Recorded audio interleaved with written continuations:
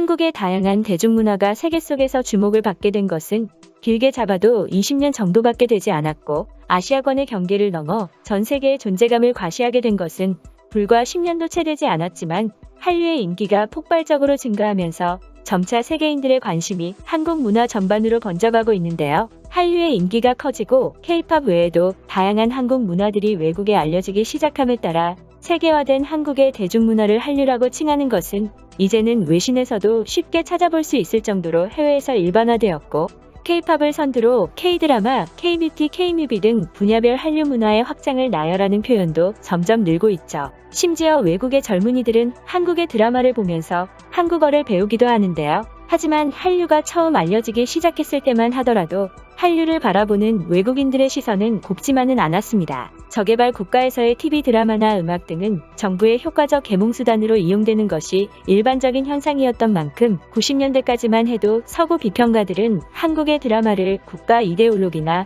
사회의 전통관념을 국민들에게 세뇌시키는 가장 효과적인 대중매체 정도로 생각했고, 이에 한국의 문화들이 자국으로 유입되는 것을 달가워하지 않는 외국인들이 많았던 것이죠. 실제 호주의 전 총리인 줄리아 길라드는 세상에 종말이 온다고 주장하는 호주의 종말론자들을 풍자하는 영상에서 한국의 문화를 언급하며 K-팝 등 젊은 세대에 퍼지고 있는 한국 문화에 대한 비판적인 태도를 내비치기도 했는데요. 그는 대국민 담화 형식을 빌린 영상에서 K-팝이 세상을 지배하는 등 결정적인 충격이 닥쳐도 언제나 국민 여러분을 위해 끝까지 싸울 것이라고 말하기도 했었죠.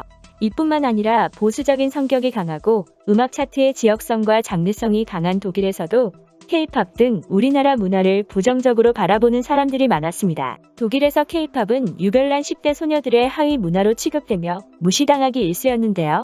이 때문인지 가끔 나타나던 K-팝 관련 기사는 대부분 부정적인 내용으로 K-팝 가수들의 범죄나 혹독한 트레이닝 시스템, 그리고 국가 주도의 후원과 같은 내용 등이 줄을 이뤘었고, 베를린 교통공사에서는 K-팝 콘서트장 근처에 이곳을 지날 땐 비명이 들려도 놀라지 마라는 익살스러운 문구의 광고를 걸기도 했죠. 하지만 불과 10여 년 만에 한류는 이들의 부정적인 태도를 바꿔놓고 더 나아가 세계적인 문화로 거듭나고 있는데요. 이러한 한류의 성장에 외신들은 과거 J-팝 등 일본 문화가 아시아 시장을 지배했었던 현상과 세계를 지배하고 있는 한류 현상을 비교하며 한국 문화의 성공 이유를 분석하는 데 매달리기도 했습니다.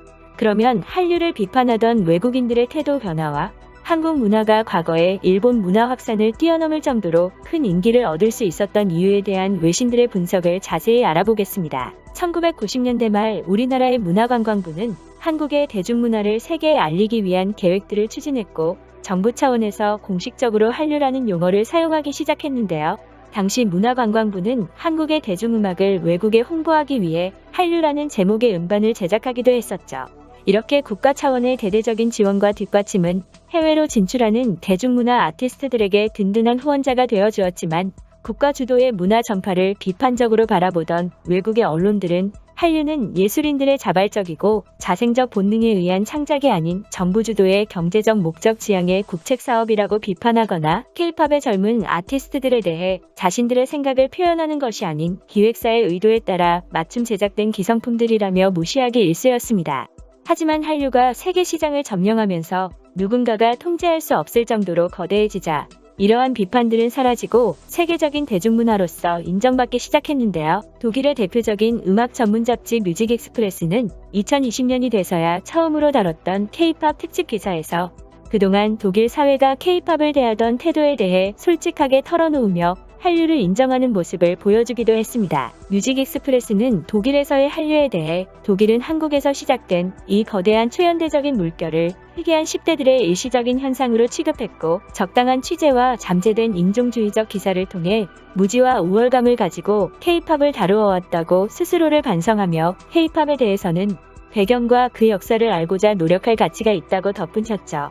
이렇게 독일 언론들의 인식이 변한 이유는 유별난 10대 소녀들의 하위 문화로 취급받던 K-팝이 아시아 그룹으로서는 최초로 보수성이 강한 독일의 공식 음악 차트 1위를 차지했을 만큼 성장했기 때문인데요. 실제 5년여 전만 해도 독일에서 K-팝 콘서트는 1년에 한두 차례에 불과했을 정도로 접하기 힘들었지만, 현재는 독일의 도시 곳곳에서 K-팝 파티나 관련 행사가 줄줄이 개최되고 있고 청소년 잡지나 가십거리를 다루는 사이트가 아닌 음악 전문 잡지에 K-팝에 관한 내용이 등장하고 있을 만큼 독일 내에서 영향력이 커지기도 했죠. K-팝에 대해 보수적인 태도를 취하던 독일마저 점령한 한류는 점점 더 성장하여 전 세계적으로 영향력을 미치고 있는데요. 과거에는 상상도 할 수 없을 정도로 수많은 전 세계 팬들이 한국의 노래나 드라마 등의 영향을 받고 동시에 계속해서 한국 문화를 소비하고 있죠. 이러한 한류의 인기에 외신들과 전문가들은 K-팝의 인기 원인을 분석하는 데 매달리기 시작했습니다. 1980년대와 1990년대 J-팝 그룹들이 아시아 시장을 지배했지만 결코 서양을 지배한 적은 없었다. ABC 방송은 K-팝의 인기 원인들 중 하나로 팬덤을 꼽으며 한류 스타가 되기 위한 힘든 과정과 스타의 노력을 알아주는 팬들을 이야기했는데요. K-팝 그룹은 연예 기획사들이 엄격한 선발 과정을 거쳐 만들어내며 이 과정에서 노래나 춤 그리고 외국어 코칭이 수반되는 훈련 과정을 거쳐야만 하는데 한류 스타들은 근면한 노력을 통해 이 같은 훈련을 이겨내고 일종의 자기 성취와 성공을 구현했기 때문에 팬들에게 영웅이 되고 많은 사랑을 받는다.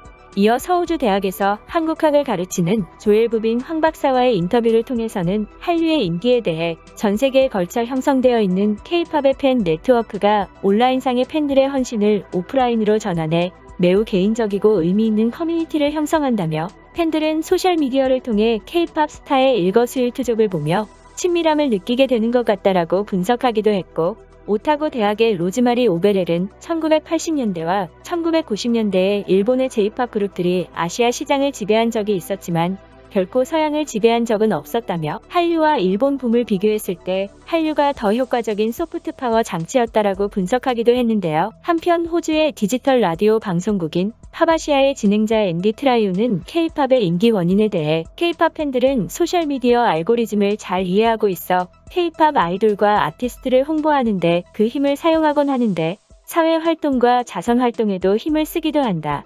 이런 활동은 역사가 오래됐다라고 말하며 K-팝 문화의 긍정적인 영향력이 한류의 인기를 높였다고 분석하기도 했고 실제 한 외국인은 인터뷰를 통해 2019년에 호주 전역에서 산불 사태가 발생했을 때 K-팝 팬들이 자발적으로 모금을 했던 것을 자랑스럽게 말하기도 했죠. 현재 K-팝은 한국에서 가장 성공적이고 중요한 문화 외교 도구 중 하나라는 평가를 받고 있는데요. 과거엔 주목을 받지 못했었던 우리나라의 문화가 이제는 세계의 대중문화를 선도하고 있다고 하니 한국인으로서 정말 자랑스럽습니다. 그러면 우리나라의 문화를 알리기 위해 고생하시는 많은 분들을 응원하면서 오늘 이야기는 여기까지 하도록 하겠습니다. 시청해주셔서 감사합니다.